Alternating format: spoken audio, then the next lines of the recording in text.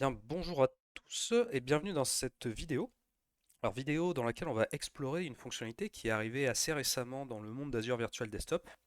C'est une fonctionnalité qui s'appelle le Custom Image Template, ou en bon français, qui va permettre en fait de créer des images Windows personnalisées que l'on va pouvoir utiliser dans les déploiements de bureaux virtuels avec AVD, mais qu'on pourrait aussi utiliser pour d'autres besoins.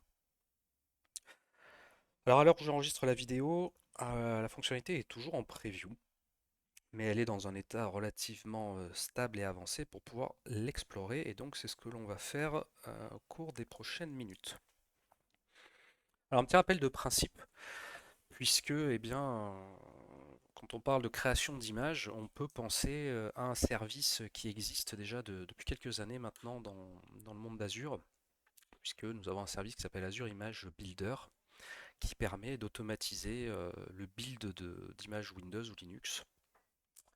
Et en tant que tel, le service AIB fonctionne sur la base d'un modèle dans lequel on va déclarer quelle est la source du système d'exploitation, quelles sont les personnalisations qu'on souhaite apporter en termes d'installation d'applications, de scripts ou de hardening.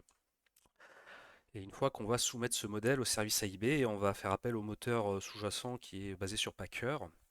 Et on va donc distribuer la build résultante de l'image au choix, soit la stocker dans une compute galerie pour gérer le versionning, soit directement la stocker en tant qu'objet image managée. Donc tout ça c'est très bien, ça fonctionne parfaitement. Maintenant, si on regarde un peu plus AIB, AIB en pratique ça ressemble à ça. Donc c'est plutôt un service qui a été pensé pour l'infra as code. Et en tant que tel, on va le manipuler en règle générale via des chaînes d'automatisation. On avait eu l'occasion de réaliser déjà sur la chaîne une vidéo qui montrait comment on pouvait mettre en place Azure Image Builder via un workflow GitHub Action. Je vous remettrai le lien en description de la vidéo. Alors pourquoi on a fait une nouvelle fonctionnalité autour de ça? Tout simplement, l'idée ça va être un peu de simplifier cette approche, puisque le Custom Image Template n'est ni plus ni moins qu'un wrapper pour le service Azure Image Builder, tout simplement. Donc on va lui indiquer un peu de façon analogue comment on souhaite construire notre image, quelles sont les personnalisations qu'on souhaite apporter. Et à ce titre, on a en tout cas le groupe produit de Microsoft a préchargé la plupart des scripts qui permettent de réaliser les configurations vraiment les plus demandées, comme l'installation de modules linguistiques, la possibilité de définir les langues par défaut, la gestion des fuseaux horaires. On va regarder ça en détail. Et donc tout ça va être proposé au travers d'une interface qui va quelque part simplifier et masquer pour partie la complexité qu'on pouvait retrouver sur Azure Image Builder.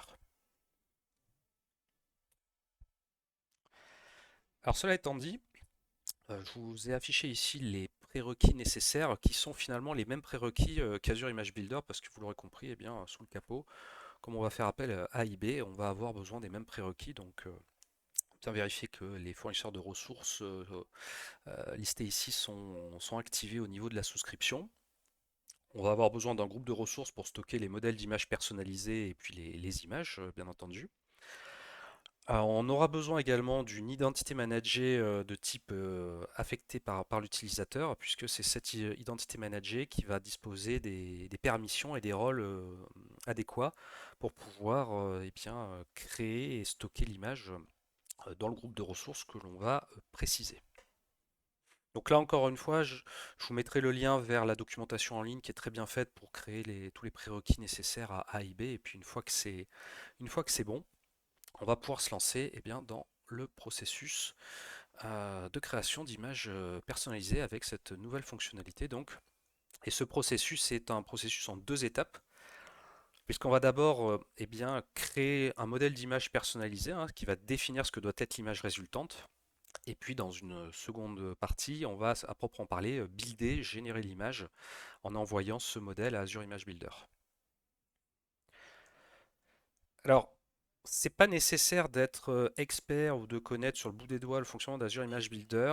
En revanche, par rapport à l'expérience qu'on peut en avoir pour l'avoir testé, C'est un peu plus simple si on a déjà fait une première fois un essai, une expérimentation de création d'images avec AIB, puisqu'on va rapidement retrouver quelques concepts dans l'interface graphique et ça facilite la prise en main de la fonctionnalité, bien que, encore une fois, ce n'est pas nécessaire d'avoir épluché le sujet dans tous les sens. Alors, donc ici, eh bien, en direction le portail Azure, et on voit dans le volet Azure Virtual Desktop qu'il y a eh bien, cette nouvelle partie Custom Image Template qui a fait son apparition. On va cliquer dessus. Ici, eh bien, par défaut, c'est normal, tout est vide et on va pouvoir démarrer en créant eh bien, une définition donc, de modèle d'image directement dans le portail. Alors, comme d'habitude, eh bien, on va retrouver un assistant en plusieurs étapes avec eh bien, une première partie où on va renseigner des informations assez simples, à savoir le nom de notre modèle. Donc là, c'est important puisque ce modèle-là pourra être par la suite réutilisé si on souhaite eh bien, repartir éventuellement d'un modèle et changer certaines propriétés. Donc là, comme je crée un nouveau modèle, et bien directement, je ne vais pas importer de modèle existant. Et puis, on va indiquer dans quelle souscription et dans quel groupe de ressources on va stocker ce modèle. On va également indiquer l'emplacement de stockage du modèle. Et puis ici, dans la liste déroulante, eh bien, si vous avez bien fait vos travaux de prérequis, vous allez retrouver directement l'identité managée qui va servir donc à derrière à appeler le service AIB et construire votre image. Donc une fois que cette étape-là est faite, on va passer à la précision eh bien, de l'image source. Et donc ici, on va avoir plusieurs choix, puisqu'on va pouvoir partir eh bien, soit d'une image marketplace, si on a rien d'autre, hein, ce qui est assez pratique la première fois, soit éventuellement repartir d'une image managée qui serait déjà stockée quelque part dans votre souscription, ou encore eh bien, tirer parti d'une image qui serait dans la compute galerie. Donc là, vous pouvez, grâce à ça, réutiliser des copies de build Windows. Donc là, dans mon cas, je vais repartir de l'image Marketplace et je vais retrouver eh bien, ici tous les choix d'images proposés sur la Marketplace Azure avec toutes les versions de Windows en mode mono, multisession, ainsi que celles qui vont inclure les 365 apps. Donc pour cette expérimentation, moi j'ai pris une image mono-session Windows 11 Enterprise et je suis parti sur la 22 H2. Voilà, qui est automatiquement ici en Gen 2 pour pouvoir profiter des dernières fonctionnalités, et notamment fonctionnalités de sécurité. Donc une fois que ça c'est fait, on va ensuite indiquer comment on souhaite stocker effectivement notre build résultante. Et là on a deux options, et bien soit on tire parti d'une compute galerie, où on va venir préciser tous les paramètres en termes de définition, de version, ou alors de façon plus simple, stocker l'image sous forme d'image managée. Donc là, encore une fois, on va nous demander dans quel groupe de ressources on va ranger l'image. On va nous demander de créer donc un nom pour cette image managée. Voilà, donc on lui donne un petit nom. L'emplacement de stockage de l'image, donc là, ça va être l'emplacement idéalement où vont être eh bien, exécutés les bureaux virtuels AVD, hein, puisque l'image doit être colocalisée dans la même région. Et enfin, eh bien, je précise ici un nom de sortie qui peut être utilisé pour eh bien, avoir plus d'informations sur le résultat du job. Alors une fois que les distributions sont précisées, on va pouvoir passer aux propriétés à proprement parler de la build.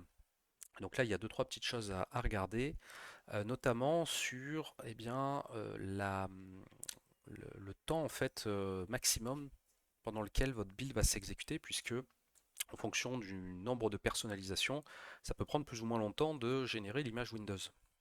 Alors en général, euh, pour une image Windows, c'est fortement déconseillé de mettre une valeur de build à moins de 60 minutes. Je pense qu'il faut au moins partir sur 120 minutes minimum. Et ce délai est forcément à ajuster en fonction des personnalisations que vous allez apporter. Si on va par exemple installer des binaires, faire des copies volumineuses de dossiers dans l'image build, ça va forcément rajouter du temps.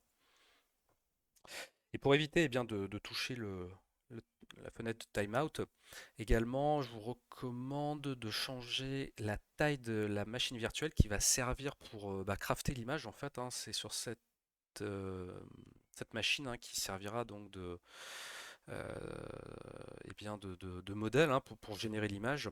Euh, donc ici, par défaut, il nous propose une D2S V4.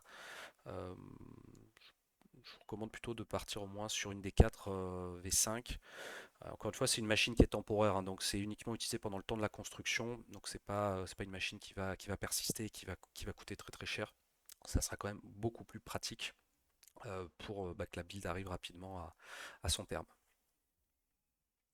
Et puis en bas, on a des options maintenant disponibles aussi d'intégration réseau si on souhaite par exemple aller chercher des binaires ou des fichiers spécifiques qui seraient sur des repositories privés. Donc on va pouvoir connecter cette machine template à un VNet et par l'intermédiaire de ce VNet accéder à des ressources qui seraient exposées via des points de terminaison privés par exemple.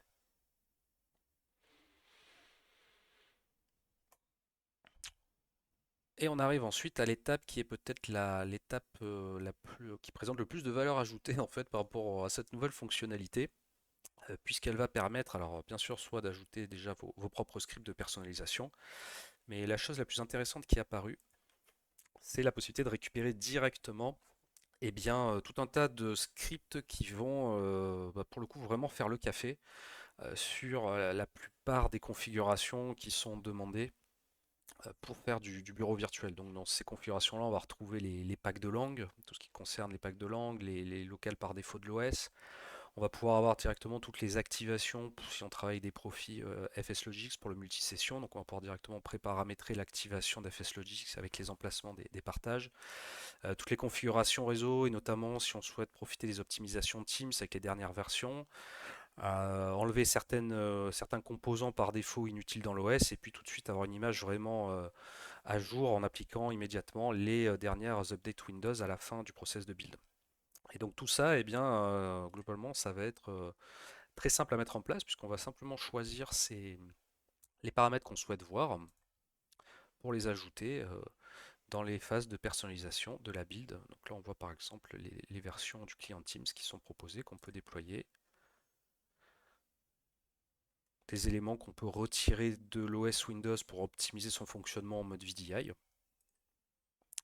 Et puis, eh bien, un coup de Windows Update hein, qui est toujours pertinent avant de faire la release. Donc une fois qu'on a choisi tous les scripts qui étaient proposés sur étagère, une petite fonctionnalité aussi assez sympathique, ça va être la possibilité de voir le JSON. Alors notamment pour ceux qui préfèrent utiliser Azure Image Builder ou qui ont déjà des chaînes d'automatisation avec Azure Image Builder. Ici c'est assez intéressant puisqu'on récupère exactement tout le scripting JSON que l'on peut placer dans la section des personnalisations du template JSON pour Azure Image Builder, avec les sources des scripts qui sont également présentées et accessibles si on souhaite voir exactement ce qui se passe derrière. Donc on fait suivant, on peut, et comme d'habitude, donner des balises. Alors sachant que vous allez retrouver une balise par défaut sur le template, puisqu'on va directement se servir de cette fonctionnalité qui applique ce tagging. Et enfin, ici, on a une dernière étape de revue avant de lancer la génération du modèle. Voilà. Et donc si on revient dans le panneau Azure Virtual Desktop, donc voilà comment ça se présente, hein. On va voir ici qu'il est en train de créer le modèle. On n'a pas encore démarré la génération de la build, hein, de l'image Windows à proprement parler. Et on va ici tout de suite retrouver la notion donc, de Staging Resource Group. Donc c'est le groupe de ressources qui va être utilisé pour générer les services temporaires pendant la build. Donc ça va être par exemple l'image, la machine virtuelle qui va servir de référence pour la construction de l'image, un key vault par exemple, un compte de stockage pour les logs, etc. Encore une fois, c'est un groupe de ressources qui ne sert qu'à ces fins-là. Euh, donc pour ceux qui ont déjà l'habitude d'Azure Image Builder, vous ne serez pas perdu puisque c'est ce groupe de ressources-là qui va apparaître dans la souscription. Voilà, donc si on va dedans, hein, pour l'instant, on n'a que le compte de stockage qui apparaît. Et si je retourne dans le groupe de ressources où j'ai choisi de stocker mon modèle d'image, on voit ici qu'on a bien effectivement ce modèle-là qui est un modèle d'image que l'on va soumettre maintenant au service Azure Image Builder. Donc c'est du JSON hein, qui est derrière. quand on va cette fois-ci sélectionner notre modèle, on va pouvoir faire Start Build. Donc là, on a l'invocation du service qui est en cours et quand on va bien progressivement regarder ce qui se passe dans le groupe de ressources de staging, on va voir que toutes ces ressources sont apparues. Donc on va avoir une adresse IP, un key vault, une interface réseau, tout ce qui est nécessaire pour exécuter la machine virtuelle ici qui va servir à crafter l'image. Voilà, donc au bout d'un certain temps, votre image va être déployée. Et donc là, on va revenir dans le groupe de ressources. Alors d'une part, si on voit, si vous avez besoin de diagnostiquer, puisque si quelque chose s'est mal passé, au niveau du groupe de ressources de staging, le compte de stockage est préservé. Et puis à l'intérieur de ce compte de stockage, vous allez retrouver les journaux au format Packer, pour pouvoir regarder éventuellement si quelque chose s'est mal passé dans les personnalisations. Voilà, c'est ce qu'on voit ici, hein. Vous avez dans le conteneur Packer log, vous retrouvez ce fichier customization.log qui peut être utile. Et puis sinon, si tout s'est bien passé, dans notre cas ici, vous voyez que on a retrouvé au format image managée directement notre build résultante en Windows 11 22 H2. Et donc cette image, elle va être prête soit à servir dans le cadre de Azure Virtual Desktop ou encore une fois, hein, c'est quelque chose, une image qui pourrait servir pour d'autres utilités au-delà d'AVD. Ça pourrait même être utilisé par exemple pour servir d'image de référence même dans Windows 365, puisqu'évidemment c'est le format qui va être compatible. Et bien voilà pour cette première passe sur cette nouvelle fonctionnalité qui va encore évoluer. Il va y avoir d'autres choses qui arrivent. J'espère que cela vous aura plu. Si vous avez des remarques, des questions, des commentaires, n'hésitez pas à les laisser dans la section en dessous de la vidéo pour que je puisse y répondre. Merci à toutes et tous et puis à bientôt.